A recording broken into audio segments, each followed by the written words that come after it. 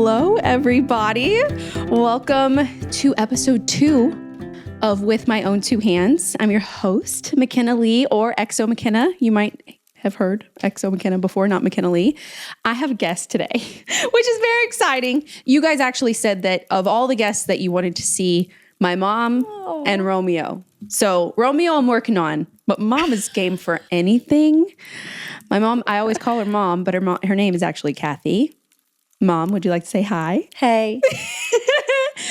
So, mom is also an interior designer, interior decorator. I grew up with like a heavy, we always did decorating things in some form. And if you guys listened to episode 1, you heard about my background, and that was like the most requested podcast episode that you wanted. You wanted to start from the beginning. And I feel like this podcast is going to be a great way to see how, and this is Kinsley. If you're watching the videos, you'll see my dog a lot. I have a Maltipoo. Her name is Kinsley.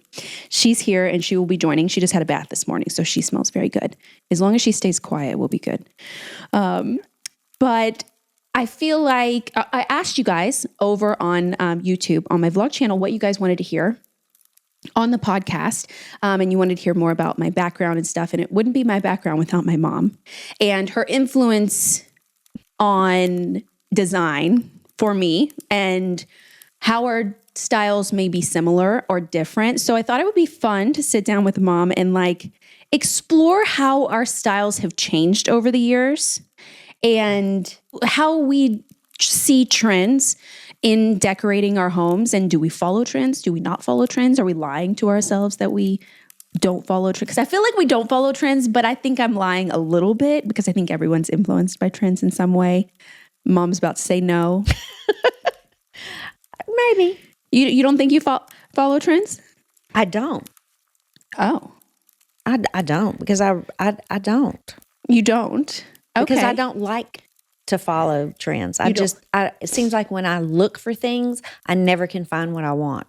So that's not. Oh, so and what's available is obviously what's trending. Exactly. And so that stuff that's available is not what you actually like. Right. I see. But if I wait a couple of years, then it's everywhere. And I go, God, I looked all over for that. And now it's everywhere. Oh, are you saying you're ahead of the trend?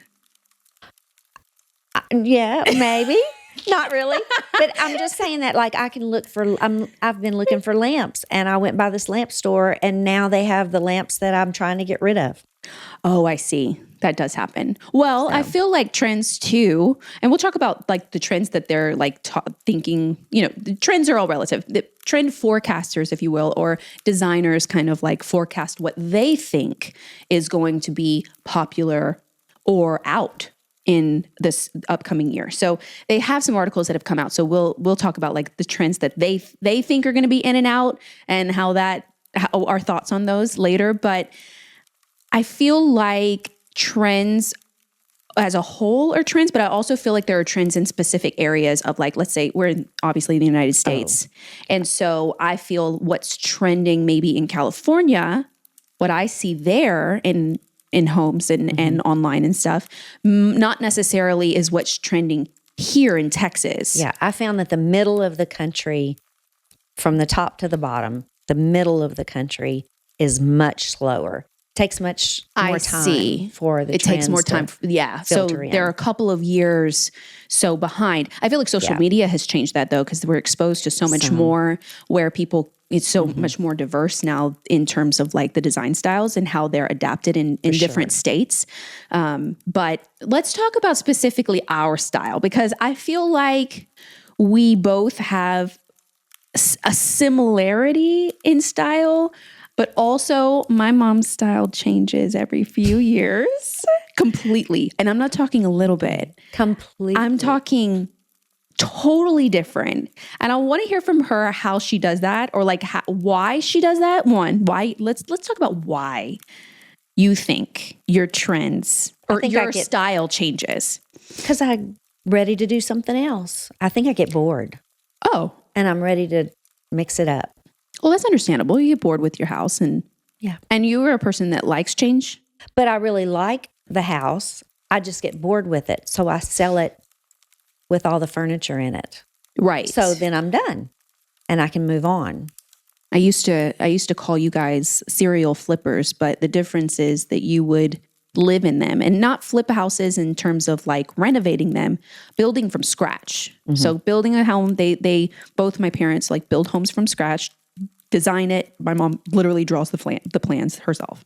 And then they build it with contractors and stuff. They come and build it, furnish it all to perfection, live in it for about 5 years and get this itch. Want to rebuild in a completely different style. So let's go through them, because I calculated that I lived in 14 homes by the time I graduated from high school. Really? Yes. That many? Really? Yes. I'm just surprised. 14. That many. That's a lot. You got a lot of itches through those years. I got a lot of boredom. You're really itchy. You got a lot of bored. Well, so let's talk about the first house. Okay. Your first house was what? The St. Joseph Street house? Acadian. Mm-hmm. Acadian? What's that? It's Acadian style. Oh, the style. I was like, was that the street? No. Oh, I see. No. It was Acadian style with the 2 dormers and the story and a half, 2 dormers. Oh, wow. You learn something new every day. I've never actually heard of Acadian style. Acadian, Southern Louisiana. So yeah, I'm originally from Louisiana. So for the first 10 years of my life, I lived there. But my mom obviously was born and raised there. I lived there 30 years. 30? 30 years. And then we moved to Texas. So you had that house. And then what was your second house style? Colonial. That was Carlos? In Carlos. Yeah. So, okay, colonial. That was a beautiful house. That was beautiful. Big, humongous columns. I still have pictures of that house. Yeah. It's beautiful. Oh, we'll have to put them in. Brick. If you have a picture, we'll have to put it in on the video. So if you're not watching, if you're just listening in, we also are filming this on the YouTube channel. So if you're not subscribed to With My Own 2 Hands podcast on YouTube, you can also watch us there. And then you get to see a little more of the pictures. Okay, so it was colonial. That was actually the first house I remember. 2-story, big, tall colonial, big front. It was pretty. Big, tall, 4 big columns on the front. It was beautiful. We actually had a different style that we were going to build.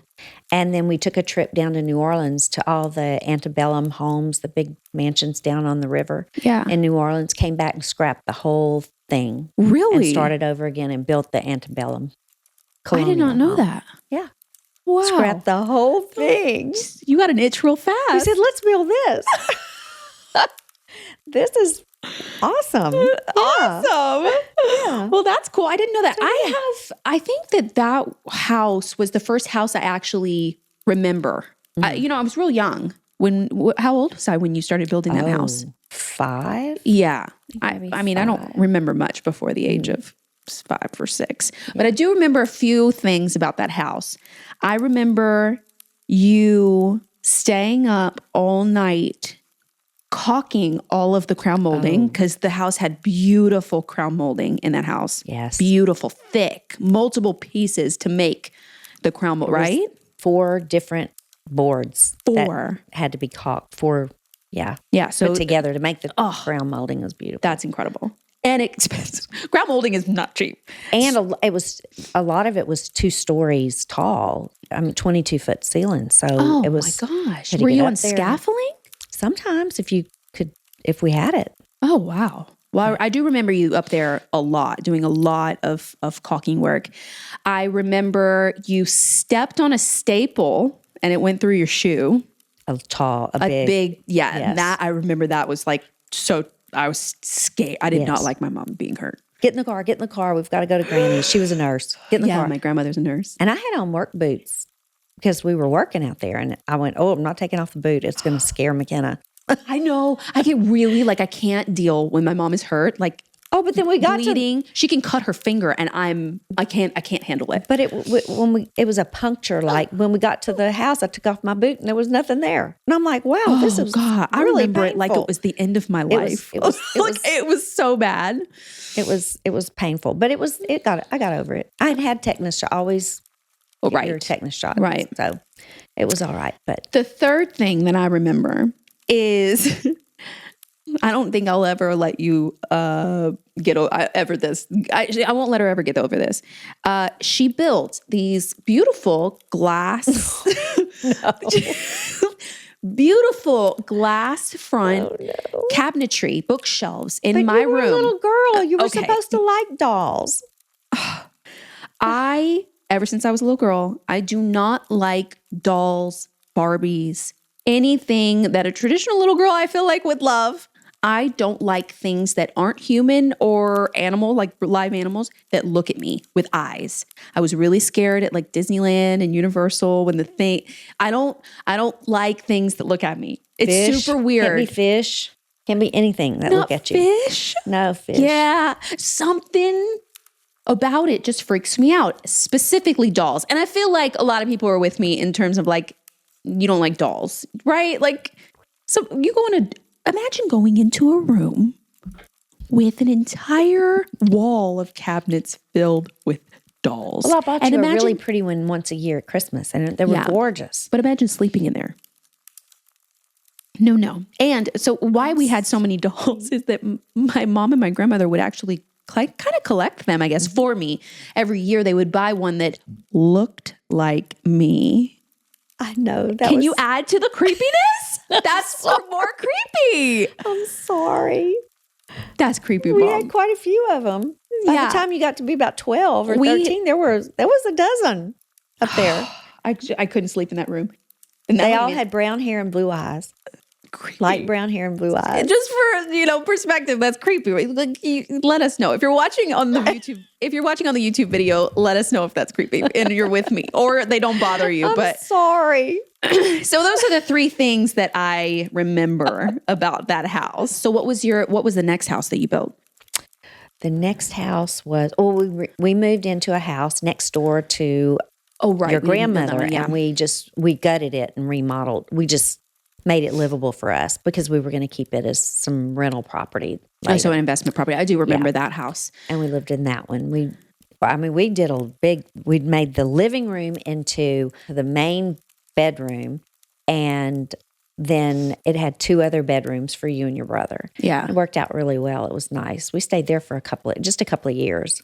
And it was close to my grandparents. Itch. Yeah, it was before next you door. got the itch. It was just next door, so it was really nice. It had a huge den that was really beautiful, big stone fireplace that I was really sad to leave. Yeah. And then that was the one that we lived in before we moved to Texas, right? Right. And then we moved in to the yellow house, and that was already built. That was a pretty what style I didn't house build was that? one. It was kind of a Cape Cod, Flat front, almost like shiplap made out of. Yes. If you looked at it, it was like horizontal shiplap. Yeah. And it was straight up Cape Cod windows, very symmetrical. Of course, we kind of zhuzhed it up when we got there. It was very symmetrical. Like the downstairs, there was like kitchen, and the kitchen was in the center of the house, and then there were like one big room and two rooms on this side, and they mirrored kind of each other. And then upstairs, there were identical large bedrooms. Double main bathrooms, bedrooms. With bedrooms. And then the stairs went up the center of the house. So it was very symmetrical. And your brother had... It was yellow. Your brother had grown and gone by then. And so you got one main bedroom and we got the other. And they were across the hall from each other. And then there was like two offices downstairs and then the living room.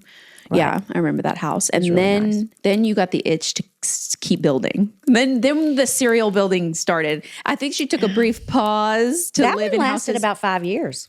5, 6, 7 years. And that's the house that we were in through high school for me. Right. Yeah. And which was one of the reasons we stayed there. Yeah.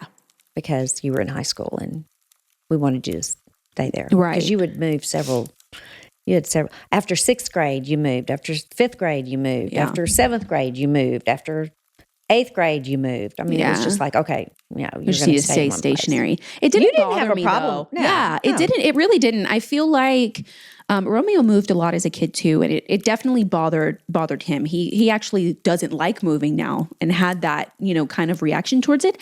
I never complained, did I? I didn't care.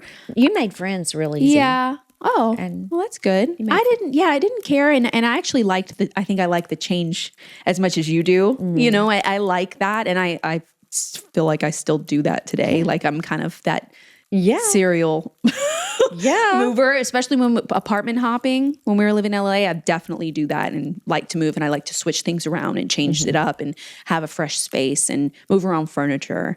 You do exactly what we did. So that I guess that But we did stay in the yellow house for a long time. Yeah. That's one we didn't build too. We just remodeled it too. I gutted it too. Yeah. Oh gosh, I remember we took the tile floors out.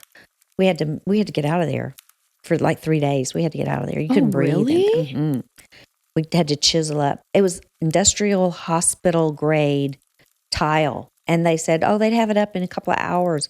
No, they brought jackhammers in there to try to get it up. It took like a week to get all that up, and it was everywhere.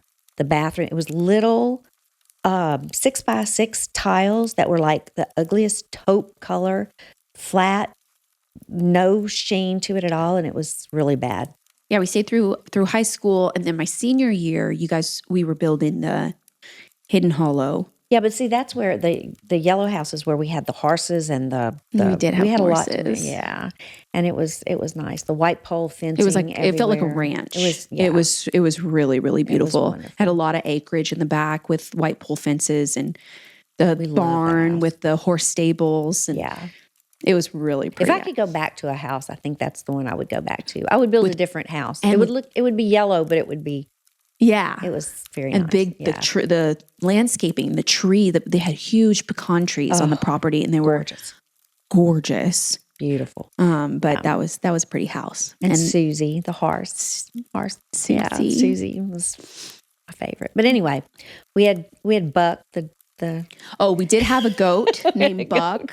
He did break into the house one time, and I don't know how. I mean, he literally butted things with his head. That's like, he would jump. And so I don't know how, or maybe he slipped in the house before we left or something, but we came back and he had literally destroyed all the pillows, the plants.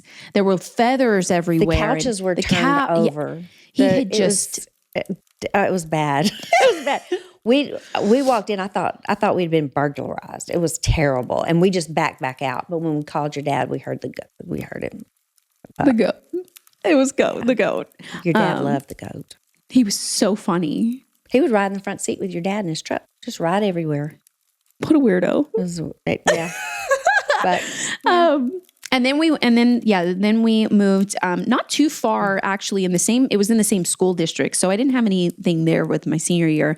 Moved into a house, and that was the Hidden Hollow house. And that was a really pretty house. What style was that one? More like actually the picture that I saw that I thought, we could build something like that was a ski chalet. Had the big tall roof, real pointed roof with the 2-story living room, vaulted wooden ceiling, real earthy. Yeah. So you had the whole upstairs, but it was open to the downstairs. It's really pretty. I built you a den up there. For like my sewing room, because I was going to fashion school, so I wanted to be a fashion designer. So I had this like little bifold doors that opened up to like a little craft sewing room. That was when I was really getting crafty. I was really diving into it. Turning into what you are today. That was really like the start of that. It was. And then we had you had a den, and then you had a big bathroom, and then you had your bedroom and your sewing room up there, and it looked out, had a big balcony, and it looked down over the den. Wow. It was really nice. Yeah, it was really pretty. I remember the den, the living room was really pretty. It had a huge pitched roof. And it was really fireplace. With the big stone fireplace. I brought that fireplace with me. Wasn't there wood on the ceiling too? Mm-hmm. Yeah, it was a wooden ceiling. Yeah. It was all stained. Gorgeous. What was the wall color in there? I remember it being moody. It was very, we had a faux finisher come in, and it was faux finished, and it was faux finished. It was very not rustic, but it was very golden, moody. It was moody. I guess I introduced you to that too. Moody, yeah. It was moody, and if you don't know what faux finish is, it's a paint technique, and I think the closest thing that I can say that I've done to it would be a lime wash, because there's lots of visual texture variation. There's a lot of variation in the paint. So some is more, concentrated, and then some is more light. And they use like a mitted. It's a type of application that you use for the paint, and that's how you get that visual kind of difference between the color, and it gives a lot of variation. You see it a lot in more Mediterranean type homes. Would be right. I don't know. I can't think of any other style. Yeah, in Mediterranean you see it a lot, but this was more like a rustic ski chalet type. Pretty. It was a really pretty house. They had lots of like movement outside too. I remember the landscaping being really pretty there, and you kind of drove down a long driveway up to the house. It was really pretty. And then I ran off to college in Los Angeles. She left me. And that was the end of my moving, the 14. I feel like there were temporary, I say 14, but there were temporary situations in between those homes too, where we lived. And then once I went to LA, I did a serial kind of apartment hopping, and I was still discovering what my style, I didn't know what my style was. I don't think I really knew what my style was and what I really loved until the last 5 years. Maybe when I got to like 26, 27 is when I really was like, oh, I like that. Like that feels like me. I think everything before then was just like exploring, or really following what was trendy and what was on the shelves. Like that was just the. You never really followed everything to the T. You just kind of picked a few things. Did I? Oh, okay. Never really dove all in. I know, no. But I don't think I put a lot of effort or money into my home then either. Maybe I did. Maybe I don't. No, because you were going to school. Yeah, it was a lot. Yeah, I just don't think it was the right time. Your time was going to school. But then, so once I moved off to college and I went, to FITM, I went to fashion school and I stayed in LA. And it hasn't been until the last 2 years that I've actually spent more time in Texas, but I didn't come home, so to speak. I came to this area where my parents moved and continued to serial build and continued to get inches. So after I went away to college, they moved out to this area and rehabbed a shell of a home that they bought. That was at the bottom of the market. That was like 2008 when I couldn't get, right out of college, I couldn't get a job. Everyone would hire me as an intern, but no one would hire me full, they wanted me to work for free, but it was just everything. Your resume was huge, but your bank account was low. It was real low. It was a really hard time, but also in real estate. And a lot of that's when we saw the real estate kind of dip and crash, literally. And so they bought a property on a hill, and it was a beautiful property, but it was left empty. It was in foreclosure, wasn't it? Yeah, well, we had plans to come out here and build a certain house, and we were going to buy a hill, several acres on a hill. And because we wanted the view to retire to, we wanted a pretty view, and to get away from the city life and just a little further out, right? Right. And when we kept driving past this shell of a house that looked like it had been abandoned, and it was a Mediterranean shell, but it had beautiful front doors, big iron doors. And your dad asked the realtor when we were down at the office at the front of the subdivision, "What's going on with that house up at the hill?" And he said, "Oh, they're just wanting somebody to take it over to finish it." And your dad looked at me and he said, "Well, you can do that." And I'm like, well, we live 4.5 hours away. What am I going to do? He said, "Well, you come out here and finish it, and then I'll come meet you." I'm like, "Oh." Like he said that, like no big deal. Like no big deal. And I'm like, I went, "Oh, well, okay. I might do that." So we went up there and walked through it. You could not even tell what the rooms were. It was literally a shell. We had been living in the rat race in Houston and very social and decorating houses and people and parties and showrooms. And all of a sudden I was in the hills in the country and the quiet. Silence. I mean, it is amazing out here. Yeah. And the views, and it was just wonderful. It took me 3 months just to decompress. It was really, really wonderful. And I would come out and I would go back to Houston and get my fill of the rat race. Chaos. And I was ready to come back out here. So it was really nice. And the people were helpful. I could find people to work on the house most of the time, and Yeah. we finally got it put together, and it was just a massive Mediterranean. It was Mediterranean. That was the style. It was heavy huge. Mediterranean. And when you went inside, it just felt strong and heavy. Like there's something about the way the home was structured was just heavy. It felt heavy.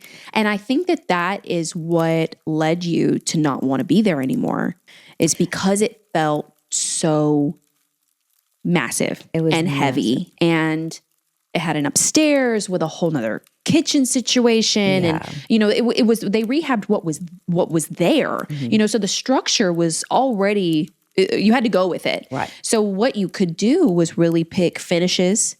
You pick paint colors, pick, things like the faucets and the flooring. Yeah. So but the shapes of the rooms and what was there was there. And I think it was it's beautiful, and it was very Mediterranean. Think off like the coast of Italy somewhere, and massive. It felt like a big mansion. But at the time, buying it in foreclosure was such an amazing, you got it. They got it for on the low of the market, which was great. But then that allowed the money to be put into the house because it obviously wasn't finished. So that still needed to be an expense. And we didn't get the hill that I wanted. Yes, and they didn't build from scratch. So it really wasn't the layout or what they wanted. They just kind of rehabbed what was there. And then they got the itch. You stayed there how long? Oh, 7 years? Yeah, 7 that years. That was pretty substantial. I feel like 7 years. We were waiting for the market to come back up. True, to sell the house. Right. So then they started building what we like to call my dad's house. Yes. Dad style. Dad has a very minimalistic, clean, minimal, slick, nothing. Nothingness. That's what he likes. Like the countertops with his coffee pot. Like nothing. Like he doesn't like clutter. He doesn't like Christmas decor. He doesn't like things. We love things. All the things. I love things. I love everything. Every and all things. So to have someone, and I am grateful that Romeo kind of he likes stuff too, but not quite as much as me. I'm grateful that he just doesn't care. Dad cares. He actively does not want things. Yeah, he actively vocalizes. Like, why is this here? He doesn't want things. So this was very much Dad's house that they built. It has a beautiful view. We've actually been making some updates to it too recently to warm it up a little bit. Yeah, you have to think Arizona, contemporary. For its time. Yeah. Contemporary, when they built it, it was contemporary. Now, contemporary, the phrase is whatever is in style in the moment. So it kind of has an evolving design style. Like contemporary is never the same. It's very clean, Yeah. So this one I would say would be Arizona modern luxe. When we built it, we've been taking a luxe. We've been deluxing it. Yes. So recently, Mom and I went through, deluxing it. Well, deluxe is a word, but I don't think we're using it in the way that it should be used. No. We're not great wordsmiths here. It's okay. So we recently, Mom was like, she felt like she needed a change. So she called me over there and she was like, come to my house and let's walk through and just think about how we can, on a budget or not even spending any money, make some improvements to the luxe factor, like kind of removing the luxe. Specifically where I saw the most luxe was in the lighting. I think crystals, most of the furniture was like chrome. So it gave this very slick kind of brightness to the space. It didn't feel warm and glass. A lot of glass. But we both felt like there were ways that it could really evolve into having a little more warmth. So over the last couple of months, you've really been making a lot of improvements, and it looks great. And it's literally what you bought a couple cans of spray paint. Thank you. Oh, it does look great. A lot of the silver, like lamps and things like that. A lot of the shiny chrome on lamps and things. We painted Aura bronze. Yep. We had tables that the bases were chrome. that were very expensive because Yes. they were very, very chrome. We And like taped them chrome and off. glass. Yes. You know, think silver and glass. Yes. We painted the chrome, oil rub bronze, or there was another one. It was really pretty, burnished bronze. Very nice. It was a hammered finish. And so we painted that, the bottom of the coffee table, and then put the glass back on it. And it just gave weight to the room. Right. Just It did. It really did. It made such a huge improvement. And it was just spray paint. So that's like a way that she took an existing style and did some DIYs on them, because you guys did it all yourself, like updating everything and just rehabbing, like just bringing it back to life, like bringing it to giving it a different life. Or just taking the crystals off. Yeah, exactly. It made a huge difference, bringing it back from luxe to not even modern. No, more transitional, I think. Yes. Like Yes, transitional style, like just, you know, kind of just bringing that warmth into it, where when you walk in, you just feel a sense of a little bit more calmness. And that's what I felt. And that, I mean, even she had one specific guest bathroom that the powder bath was painted purple. And at the time it was so cool because it was such like a statement bathroom. You know what I mean? Like it made like, oh, wow. You know, like it just was. It was like an aubergine. Yeah, it was really pretty. Chrome. After how many years? How many years have you guys lived in this house? 7. So, and again, 7 years. After 7 years, you kind of get an itch to just rehab it. So literally, she had the leftover paint from the house in the garage. Painted the bathroom. The Buffy. Actually, I was out seeing you, and your dad. Oh yeah, was so Dad wonderful. painted it. I was out in LA visiting you, and he said, "I'll take care of this." While he's wonderful, he took care of it while we were gone. He painted said, the "I'll do it." room. He patched she had some like mirrored pendant lights on each side of the mirror in there that really gave that luxe factor. Very. So they replaced the lighting with just ones that we found. They were really pretty. They had like a wooden detail, and he patched the walls, painted the room, put up new lighting, Put molding around the window, molding around the mirror to give it less of a modern look. It gave it more of a built-in look. Instead of just a mirror on the wall, it looks like a framed mirror. It's beautiful. Yeah, I'll add in some pictures in the video for you guys so that you can see. It's really, really beautiful. I love it. It's a whole different look. And so now, Mom has a new itch. It's still for sale. It's for sale. She has a new itch. Yes. She's been having this itch for a few years now, and they also have another really pretty hill that's more. Oh yeah, secluded. We went back and bought the hill. Oh, the original hill that they wanted before they rehabbed the Mediterranean house. They did end up buying for a great deal, and they want to build that. And what style is your next house going to be? We've talked about it on the vlogs if you've heard, but what's your next house? What are you feeling these days? I'm feeling a little French country. Are you feeling a little French country? I bet you're feeling a little French country. I think this little cottage has rubbed off on me a little bit.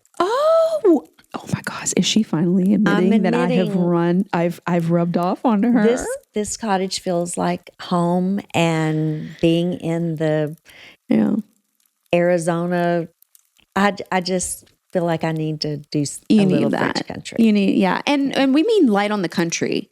Yes. So a little bit more clean. Yeah, and I know that provincial means country, but provincial in a sense has a little more of an elevated look to it. So we're not talking like the rustic end of French country, more of the tad bit more polished French country, and it's going to be beautiful. I mean, she's been collecting so many things on our various adventures, as you guys have seen if you've been following along on YouTube. We go to flea markets and estate sales and thrift stores. I've had to quit. I have no more space. She filled up my shed. It's full. We have a problem. And she said, and then they won't build this house obviously until they sell their house. And so that's what's great too about our cottage. So currently we are in my house, my 111 years now. Yeah. 111-year-old cottage. Well, it'll be 112 this year that we have been renovating for the last almost 2 years now, from changing the floor plan to salvaging everything to it's just been such a passion project for me. And I would like to say that we're about 75% done with the property. But we're in the pretty progress stage. So through this whole renovation process, we have thrifted and flea marketed a lot. And so Mom has had to kind of slow her buying a little bit. I slowed my roll. Slowed your roll. Everything is full. And so that will be their next project. As for me, like I said, I don't think that I've really come into my own with my style until the last maybe 6 years or so. And I've never thought that I've followed trends, but that's not necessarily true. I don't know if the trend is converging with the things that I like, because I feel like that in a sense is, I've always thrift shopped and I've always done upcycling projects. And I feel like now people are very much more into vintage, and that's the trend, but that's always been my style. I love old. I love rehabbing something, bringing something back to life, pairing it with something that's like a new idea, I don't know. I feel like it's catching up to me in some ways. I'm like, I went into Target, mind you. And I showed you the pictures of the art that they put in there. And because it looks like it has a story. Well, right. Even though it new, does. It looks like they've had a story. So Target's collection, and I felt like Target for sure as like Target has had its phase where all the girls loved to go to Target and see what decor they had. And then I felt like it stayed the same for too long. And this collection that they just launched for spring, I walked up to the stand and I was like, oh my God, this is literally what I have, but in vintage form that they're creating. And this joke that I have is I turned to Romeo and I was like, look who's influenced by me, because that's my style. But they're actually really pretty. I mean, to get that, if you don't have the access to like a vintage framed, a mother that paints. And you want something that is budget friendly. I think one of the art pieces was like $30 and it was of fruit and it was exactly what I would love to pick up. Mine would probably be real painted from a estate sale or something.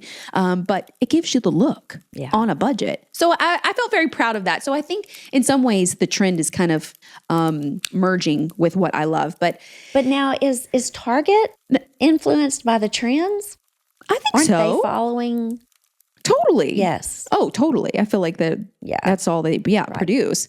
And I feel like people ask me a lot how to define my style. And it's something that I've been trying to determine myself, the words to describe it. But how would you describe yours? Does your style just change all the time like your house is? Or do you actually have just at your core what your style is? At my core, I'm French.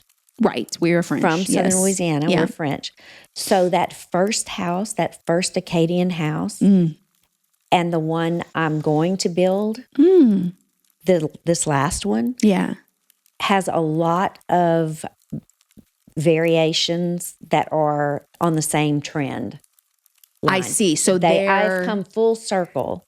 I'm coming back around to what I feel is home is back in Louisiana. I could take the house that I'm fixing to build and put it into Louisiana and feel at home. That's where I'm. Well, that's incredible. That's why I know it's right to do. Yeah. It's the right thing to do.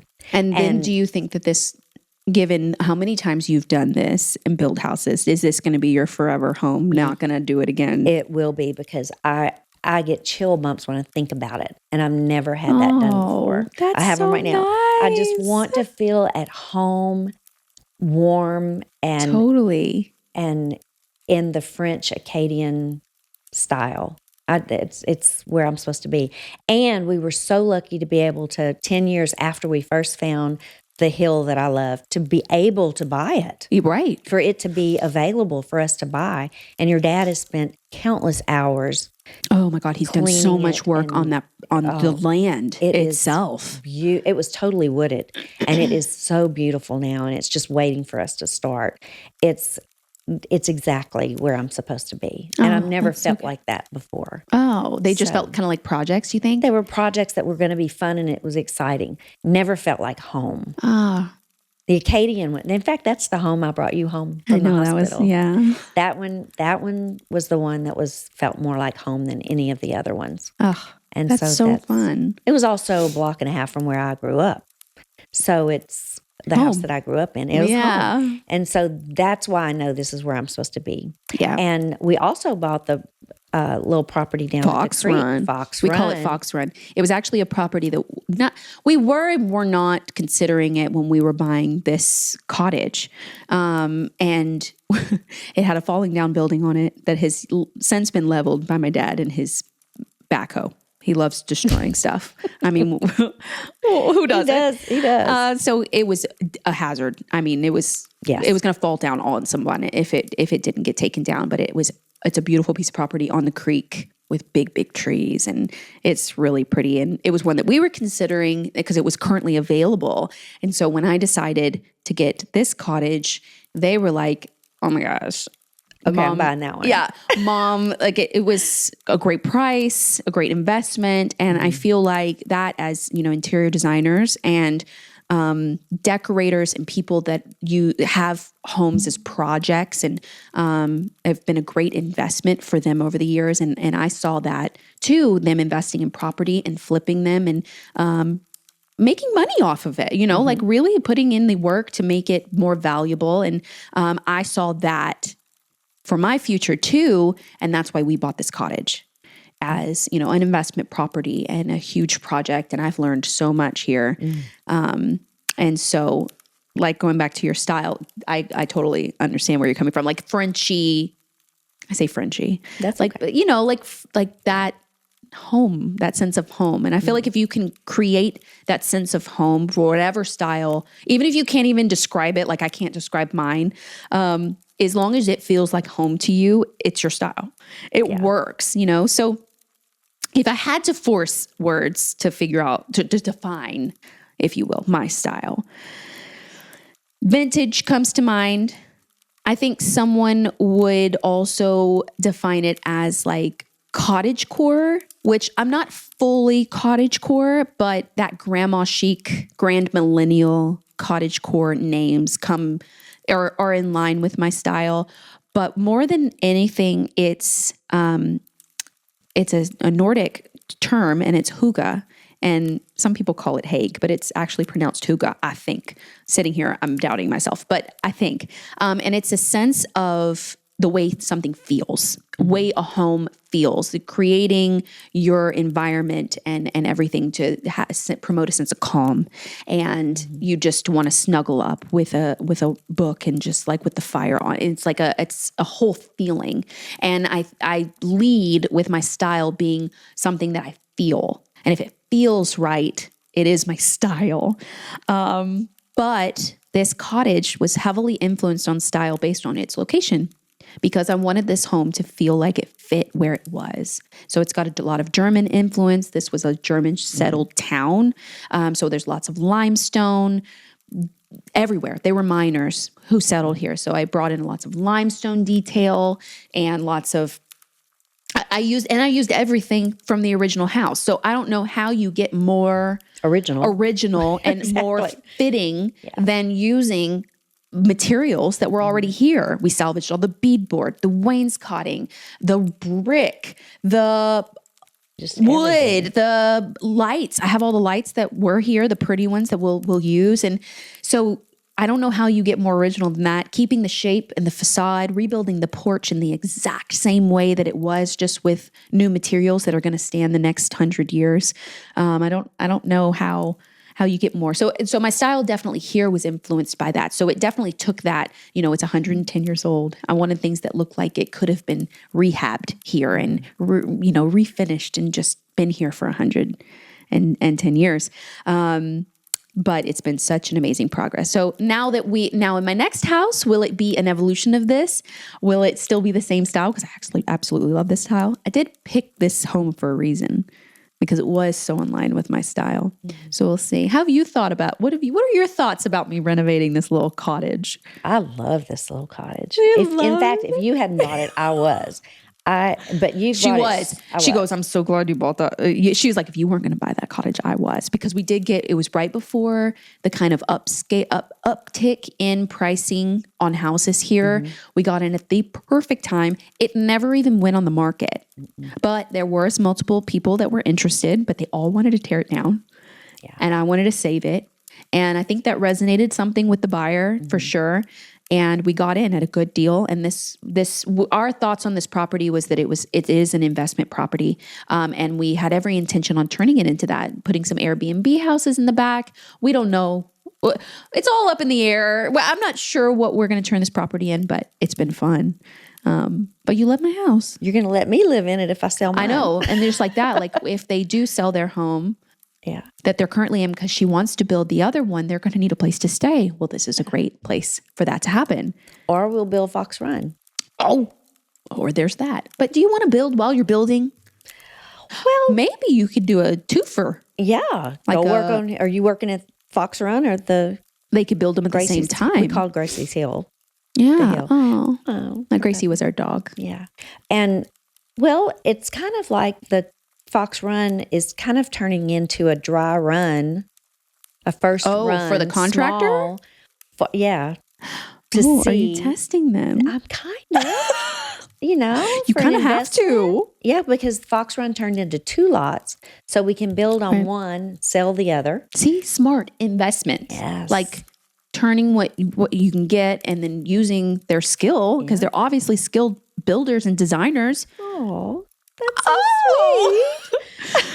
But, that's what they've done their whole lives, And then make sure of the quality of the work that the people that we use on Fox Run can work on our Gracie's Hill house. It's like an audition.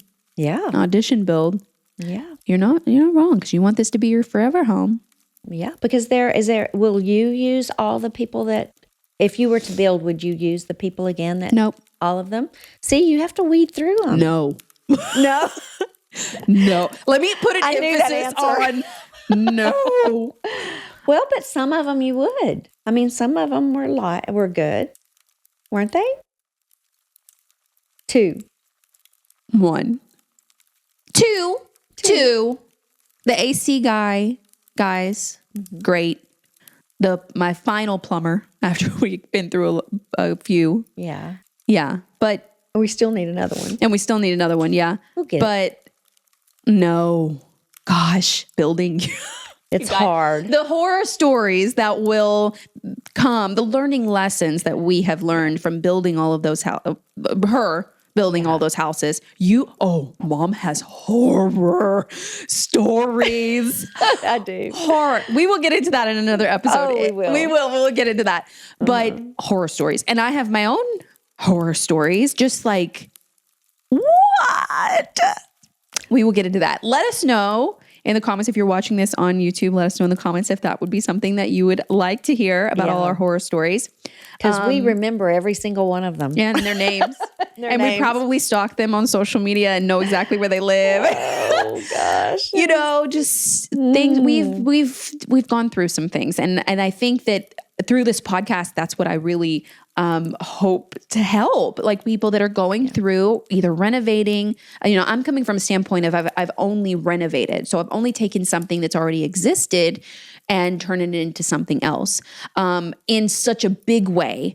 Mom's also done that in some form, but have you ever done it down to the studs? No. So what you did was much harder than what we did. You had a whole tear down to do before you ever started building. It's like you did the job twice. I go on a vacant lot and go put it here. Right. And then we started building up. Right. And so that's her expertise is coming from like new builds and starting from complete scratch. What you did was much more involved, much more lengthy, much more, and saving every little thing. And saving I bought everything firsthand. So you had to first tear it off.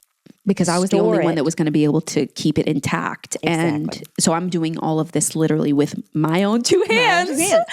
That's right. Literally. And it was so much work.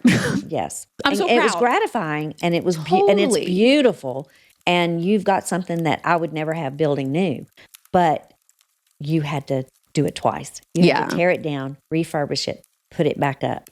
Yeah. And it's to where I just go in and order it and put it up. Makes mine sound kind of bad, but No, it doesn't. it doesn't. Okay. No, it's just, I just like old stuff. And I didn't even know that. I didn't enter this project thinking like, I'm going to save everything. Well, I did in a sense because there was so much here that I loved, but I was looking for a property that had things to love. Right. It had the things. Yeah. Right. I wanted to find something that was salvageable, but that needed a lot of work, but it's things that I could use and be inspired by a property. And I just found that in this cottage, but it unfolded. The project and the way I wanted to do it kind of happened through doing it. Mm-hmm. I would enter a room and I'm like, okay, I have to demo this room. And I'm like, what can I use?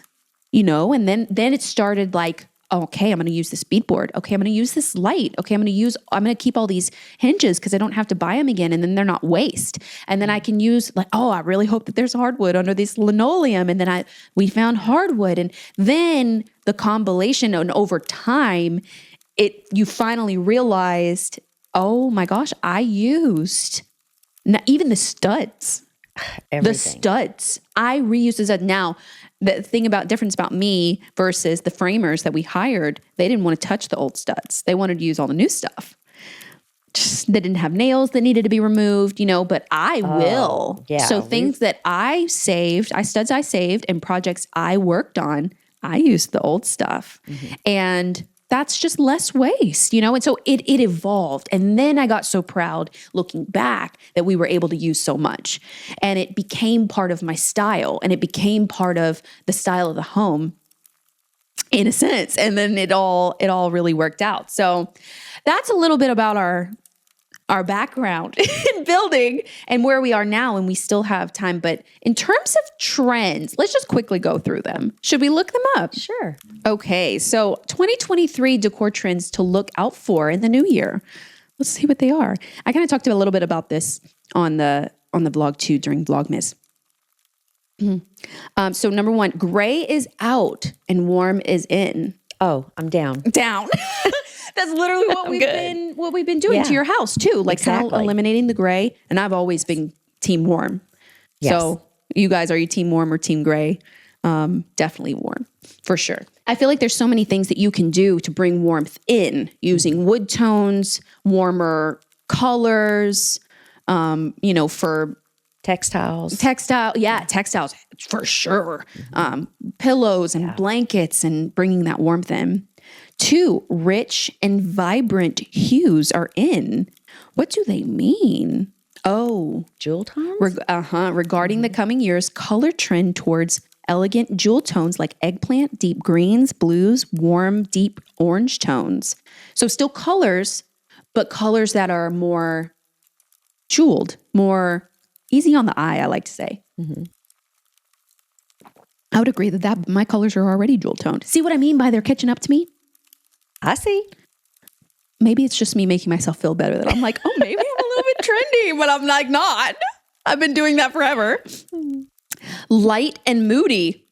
Oh my gosh. Like the room that we're in right now? Light walls paired with moody vibes. Mm-hmm. Your own trend. That's why I'm saying, see, I'm not crazy. It's a good thing they wrote that so you would know. Thanks, Forbes. Atmospheric colors. Since the pandemic lockdowns, colors that bring in sense of nature and the outdoors have risen in popularity. Like your green? Yeah, like this. Yeah. Fall tones such as soft greens contrasted against warm orchid fruit and sunset inspired colors bring a comforting atmosphere. Simone notes, this person. Brass hardware is also coming back around to play. Brass hardware is everywhere. I know, I'm telling you. Accents in upholstery. So deep greens that are almost black and dusty yellow, pinks and reds in like furniture. Okay, well, that black green is what I wanted. You do want black green, like furniture, huh? Mm-hmm. In the living room in the new house kind of thing? That'll be great. Okay. Number 6 is soothing pinks. Okay. That's where we fall off. Y'all might have to go on without me. You might have to do the pink without us.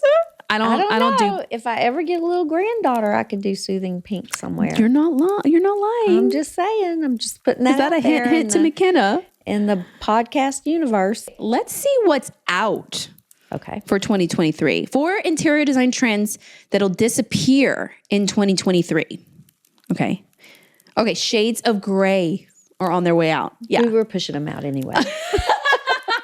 we were done with it. Yeah, we're team warm anyway. Yeah. So shades of gray is totally fine. Although my wall color is actually called gray mist, but it's a very warm gray.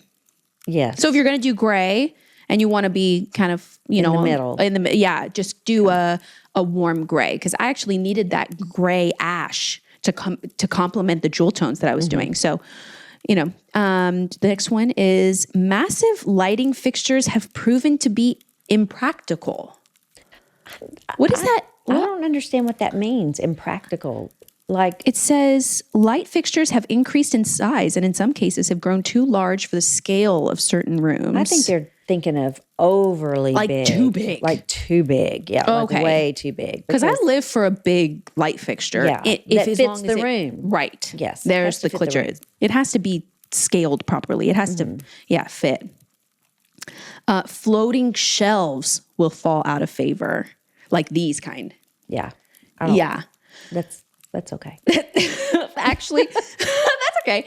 Actually, when I was building these bookshelves that are behind me, I started with the idea of having them as floating. So I built the floating shelves. So they kind of ran into the side wall and then into the fireplace wall on each side. And once I stepped back from it, it wasn't the look that I wanted. So I actually added more wood and the crown molding and everything and made them look like built-in bookshelves. And it fit so much more of the style of the home. And it looked like more of what I wanted, which that makes sense that floating shelves will be out. And I think in some way they can still work, but like the picture that we're looking at, it doesn't, I'm okay for them to go out. And the modern organic trend will decrease in popularity. Modern organic. Insider, the modern organic trend defined as a blend of minimalism, mid-century modern, and bohemian design styles will likely start to decline. I think the organic end of that will always stay because we want a sense of, to bring that warmth in and make it feel really like home and connected. The organic style will stay, but maybe when it's paired with modern, that will be out, which, all right, that makes sense. So we hope you guys enjoyed this episode, and for Mom for being on the podcast. Yeah, thank y'all for having me. We have to have her back. Oh, we have a lot more to say. Oh, yeah. When we were talking about doing this episode, I was like, Mom and I talk all the time. Like we always are doing a podcast. Like we're always having something to say. And we're now, the only difference is that we're sitting here in a very... We have this. Yeah, we have this in our faces, which totally work, which is totally okay.